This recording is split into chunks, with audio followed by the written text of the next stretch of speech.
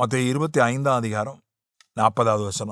அதற்கு ராஜா பிரதியுத்தரமாக, மிகவும் சிறியவராகிய என் சகோதரரான இவர்களில் ஒருவனுக்கு நீங்கள் எதை செய்தீர்களோ அதை எனக்கே செய்தீர்கள் என்று மெய்யாகவே உங்களுக்கு சொல்கிறேன். இப்போ இந்த 1000 வருஷ அரசாட்சியினுடைய முதல் விசாரணையை நான் ஏற்கனவே சொன்ன, இது நித்தியத்தின் நியாய தீர்ப்பு அல்ல. அது வெள்ளை சிங்காசன நியாய தீர்ப்பு. அது வெளிப்படுத்தின விசேஷம் 20ஆம் அதிகாரம் கடைசி பகுதியில் வருகிறது.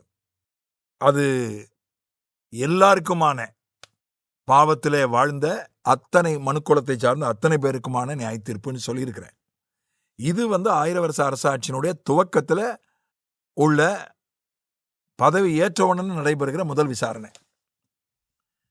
வெள்ளை சிங்காசன நியாய தீர்ப்பு 1000 வருஷ அரசாட்சியெல்லாம் முடிஞ்ச பிறகு கடைசியில் நடக்கிற ஒரு நியாய தீர்ப்பு. இந்த நியாய விசாரணையில் இதை ஜட்ஜ்மெண்ட் ஆஃப் நேஷன்ஸ் அப்படின்னு, தேசங்களுக்கான நியாய தீர்ப்புன்னு சில வேத பண்டிதர்கள் சொல்றாங்க. ஆனா அதிலிருந்து நான் மாறுபடுகிறேன். நான் அப்படி விசுவாசிக்கவில்லை. அதுக்கு காரணம், இங்க ஆண்டவர் என்ன சொல்கிறார்? ஒருவனுக்கு நீங்கள் எதை செய்தீர்களோ. தேசங்களின் நியாய தீர்ப்புன்னு வேத பண்டிதர்கள் சிலர் சொல்றதனுடைய அர்த்தம் என்ன? இஸ்ரவேல் தேசத்திற்கு உதவி செய்த நாடுகள், உதவி செய்யாத நாடுகள்னு ரெண்டா பிரிப்பார். அத நாடுகளுக்கு தண்டனை கொடுப்பார், நாடுகளுக்கு பரிசு கொடுப்பார். அப்படின்ற மாதிரி தான் நாட்டினுடைய, உலகத்தினுடைய பேரரசனாக அதை செய்வார் என்பதுதான் அந்த கருத்து. ஆனால் அந்த கருத்திலிருந்து நான் மாறுபடுகிறேன். ஏன்னா இங்க என்ன சொல்லியிருக்கு? என் சகோதரரான இவர்களில் ஒருவனுக்கு நீங்கள் எதை செய்தீர்களோ அதை எனக்கே செய்தீர்கள். ஒருவனுக்கு, அதாவது ஒரு தனிப்பட்ட நபருக்கு செய்யப்பட்ட காரியம், செய்ய தவறிய காரியம். இது யூதர்களுக்கு உதவி செய்தல்னு நான் ஏற்கனவே சொல்லிட்டேன் என்னுடைய தியானத்துல. ஏன்னா 7 வருஷம் அந்த யூதர்கள் பாடுபடுகிற, உபத்திரவப்படுகிற வருஷம். இந்த உபத்திரவ காலம் 7 வருஷம் சபை எடுத்துக்கொள்ளப்பட்ட பிறகு உள்ள 7 வருஷம், 1000 வருஷ அரசாட்சிக்கும் இடைப்பட்ட 7 வருஷம். முதல் 3 வருஷம் 10 தேச தலைவர்களின் கூட்டணி ஆட்சி பண்ணோம். அதில் 10ல் ஒருத்தன் அந்தி கிறிஸ்து.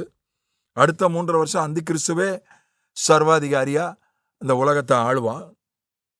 இது உபத்திரவ காலம், மகா உபத்திரவ காலம் என்று அழைக்கப்படுகிறது. இந்த உபத்திரவ காலம் யாருக்குன்னு கேட்டா அதிகமாக யூதர்களுக்கு தான். 2வது 3.5 வருஷ காலம் அந்தி கிறிஸ்து இஸ்ரவேலை கைப்பற்றி தேவாலயத்தில் போய் உட்கார்ந்துக்கிட்டு நான் தான் கடவுள்னு சொல்லி யூதர்களை ரொம்ப உபத்திரவப்படுத்துவான். அவர்கள் போய் அயலகத்த நாடுகளில், சில நாடுகள் அந்தி கிறிஸ்துவனுடைய ஆட்சியில் இருக்காது, அந்த நாடுகளில் போய் தஞ்சம் புகுவார்கள். இதை நான் ஏற்கனவே சொல்லியிருக்கிறேன். இந்த 7 வருஷ காலம் யூதர்கள் சிறையிலே சிலர் அடைக்கப்படுவார்கள், சிலர் வியாதிப்பட்டு மருத்துவமனையில் சேர்க்கப்படுவார்கள், சிலருக்கு தண்ணி கிடைக்காது, கொடுக்கப்பட மாட்டாது, சிலருக்கு ஆகாரம் கொடுக்கப்பட மாட்டாது, சிலர் வீடற்றவர்களாய் வீடு பிடுங்கப்பட்டு தெருவில் நிறுத்தப்படுவார்கள். அப்படிப்பட்டவர்களுக்கு உதவி செய்தவர்களை அழைத்து அவர்களுக்கு பாராட்டு, பரிசு. வாய்ப்பு கிடைத்து உதவி செய்யாதவர்களுக்கு தண்டனை. அதுதான் இந்த நியாய விசாரணையினுடைய ஒரு நோக்கம். அதனால இன்னொரு விஷயம் என்னவென்றால், தேசங்களை அக்கினி கடல்ல ஒரு தேசத்தை அனுப்ப முடியாது. ஏன்னா ஆண்டவர் என்ன சொல்றாருன்னா, யூதர்களுக்கு உதவி செய்ய தவறினவர்களை குறித்து 41ஆம் வசனத்தில் சொல்றாரு.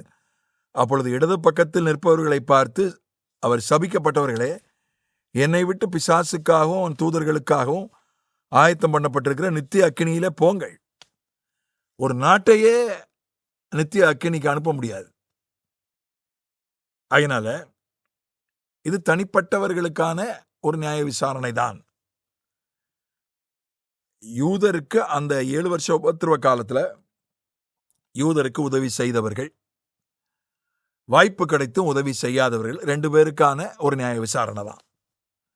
இது தேசங்களுக்கான நியாய தீர்ப்பு என்கிற கருத்திலிருந்து நான் மாறுபடுகிறேன். அளவுகோல் ஒண்ணுதான். யூதர்களுக்கு உதவி செய்தவர்கள், யூதர்களுக்கு உதவி செய்ய தவறினவர்கள், இதுதான் அளவுகோல். அந்த அளவுகோலின்படிதான் இந்த நியாய விசாரணை நடக்கிறது. அதனால இன்னொரு வித்தியாசம், வெள்ளை சிங்காசன நியாய தீர்ப்பு, பாவத்தில் மரித்தவர்கள் உயிரோடு எழுப்பப்பட்டு நியாயம் தீர்க்கப்படுவார்கள். அதை வெளிப்படுத்தின விசேஷம் 20ஆம் அதிகாரத்தில் சொல்லப்பட்டிருக்கிறது.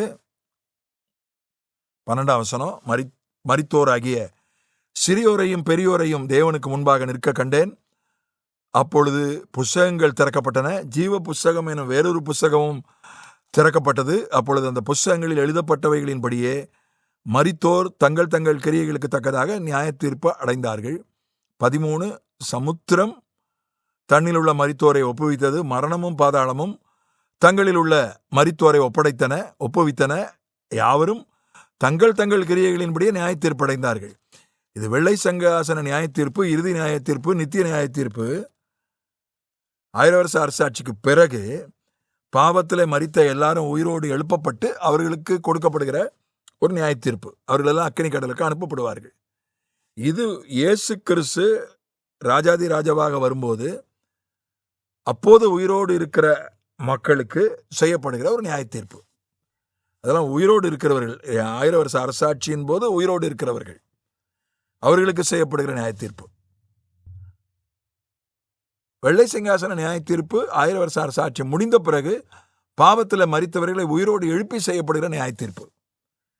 இந்த நியாய தீர்ப்பு வெள்ளாடு செம்மறியாடு நியாய தீர்ப்பு, இது யூதருக்கு உதவி செய்தல் என்கிற அடிப்படையில் செய்யப்படுகிற நியாய தீர்ப்பு.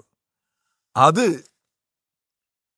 நித்திய நியாய தீர்ப்பு, வெள்ளை சிங்காசன நியாய தீர்ப்பு ஜீவ புஸ்தகத்தில் பேர் எழுதியிருக்குதா இல்லையா என்கிற அடிப்படையில் செய்யப்படுகிற நியாய தீர்ப்பு.